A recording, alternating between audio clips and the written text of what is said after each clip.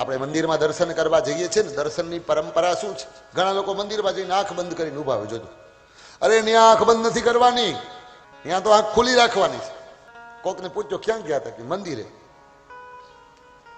પરિક્રમા ફળે જાણે કૂતરું પાછળ પડ્યું એવી રીતે ફટાફટ દોડી દોડી ઔપચારિક હડકાયું કૂતરું પડ્યું હોય કેમ દોડે માણસ? ફટાફટ પરિક્રમા કર્યું. ઘંટ એટલો જોરથી વગાડે, ભગવાનને એમ થાય ભાગી જાઉં હું, આટલો બધો જોર. ભગવાન હુઈ નથી ગયો. ભગવાનના દર્શન કરીને કોઈ આવે ને પૂછજો ક્યાં ગયા હતા? કે દર્શન કરવા.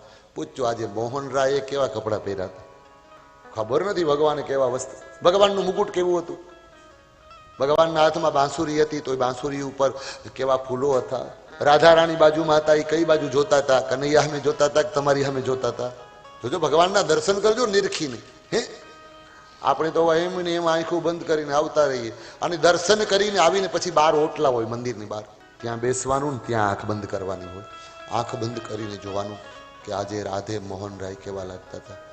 જો અંદર ન દેખાય ને ધોરી પાછા ઉભા થવાનું, વળી કેમેરામાં ઝૂમ કરીને દર્શન કરવાના, આંખોથી ઝૂમિંગ કરીને. હા, હવે દેખાણું. વળી બહાર આવીને બેસવાનું.